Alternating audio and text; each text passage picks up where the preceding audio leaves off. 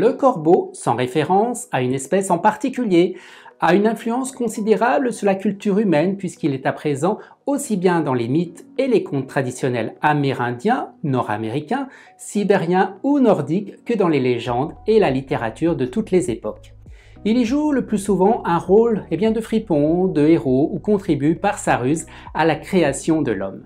Au fil du temps, l'oiseau acquiert une mauvaise réputation à cause de son plumage noir et de son cri rauque pour finalement en faire un oiseau de mauvais augure. L'énergie du corbeau est intense et mystique. Tout ça pour vous présenter ce magnifique coffret, le Tarot du Corbeau.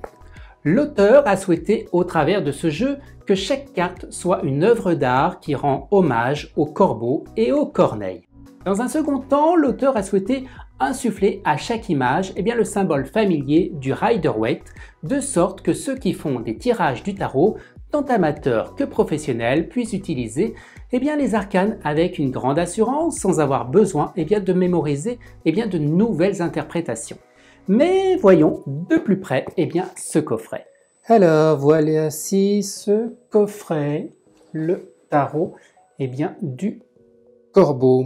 Voilà, une grosse boîte bien rigide qui va vous permettre de transporter votre jeu facilement et surtout de le protéger. Donc on est dans une boîte cloche, comme le fait si bien les éditions Trait Daniel. Allez, on ouvre l'intérieur de cette boîte cloche. Et nous allons commencer, comme à l'habitude, par le petit livret explicatif qui est composé d'une centaine de pages, plutôt un livret fort intéressant. Et donc nous avons dans le sommaire, on va vous parler du tirage du corbeau. Et le tirage du corbeau se fait à 8 cartes, donc ça sera plutôt à tester. J'ai pas eu le temps de le tester, je préférais vous faire découvrir très rapidement ce jeu. Et nous avons donc une interprétation des différentes cartes. Donc pour les majeurs, on a une page par majeur, et puis pour les cartes mineures, nous avons une demi-page. Donc ce petit livret devrait vous aider à y voir un petit peu plus clair sur le côté de l'interprétation de ce tarot du corbeau. Allez, on va découvrir les cartes. Alors ce que j'aime beaucoup dans ce jeu, c'est la tranche qui est plutôt cuivrée. On a souvent des tranches dorées, voire argentées pour certains jeux, et là nous sommes sur une tranche cuivrée. Alors vous voyez, il y a un joli dos, qui alors voilà, je vous montre un peu, ça brille. Voilà, et donc nous avons un jeu qui se prend bien en main avec des cartes relativement assez larges. Alors on découvre le jeu. Alors bien sûr, sur chaque carte, vous allez avoir des corbeaux qui vont être représentés avec des couleurs très pastel, assez sombres. Oui, avec le corbeau, on part sur des couleurs relativement assez sombres, sauf que là, on a un peu de rose qui permet un petit peu d'égayer la carte. Et la première carte, le fou. Voilà, on voit le fou représenté par un corbeau. Nous avons ensuite, allez, on va faire le tour un peu des arcanes majeurs pour vous montrer un petit peu la splendeur du jeu. Le magicien, qui on peut appeler aussi la carte du battleur, la grande prêtresse avec son aigle et on dirait qu'il y a comme s'il y a un voile au-dessus de cette grande prêtresse. Ensuite, nous avons la carte de l'impératrice qui semble survoler la terre. L'empereur avec un corbeau bien représenté, avec un côté stabilité, fidèle à la carte de l'empereur. L'hiérophante, qui est la carte du pape dans le tarot habituellement. avec trois corbeaux. Nous avons la carte des amoureux, donc vous voyez, on a quand même des superbes cartes. C'était une.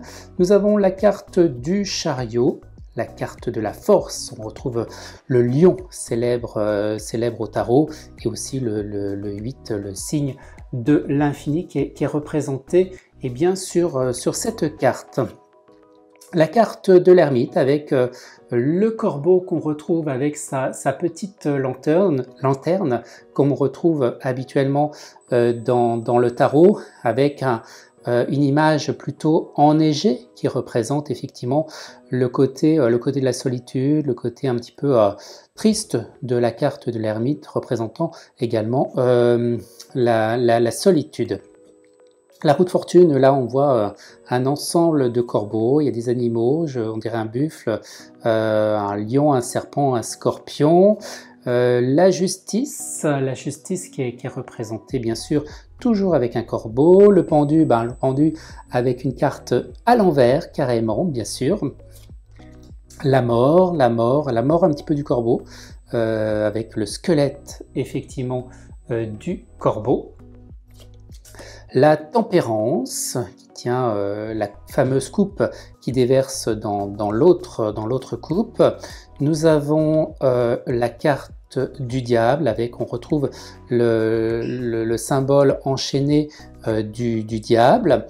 Nous avons la tour qui s'écroule. On est plutôt sur un clocher qui s'écroule, avec plein de corbeaux, la tête en bas. Dans le tarot, habituellement on a des personnages qui tombent, et là c'est plutôt des corbeaux qui sont en train de tomber. La carte de l'étoile qui est super magnifique, avec un bleu assez intense. La carte de la lune qui laisse entrevoir le côté obscur, le côté un petit peu mystérieux de cette carte, et le soleil qui est plutôt une carte triomphante, avec un corbeau qui est sur le dos, je ne sais pas, d'un cheval peut-être. Je n'ai pas approfondi un peu plus, mais le jugement, la 20e carte du tarot, et la 21e carte, c'est la carte du monde. Alors on regarde un petit peu en gros les cartes mineures. Nous avons par exemple le roi de bâton. On va pas les faire toutes parce que sinon ça va être un petit peu long cette vidéo. Donc voilà, on a les cartes du bâton. Après nous avons les différentes coupes, les cartes de coupe. Voilà, je vous laisse un petit peu découvrir ces cartes, les cartes d'épée bien sûr, et les cartes des deniers qu'on appelle ici les cartes des pentacles. J'espère que ça vous a donné envie de posséder ce jeu au symbolisme si puissant. Il est édité par les éditions Vega, qui au passage est une marque du groupe Guy Trédaniel.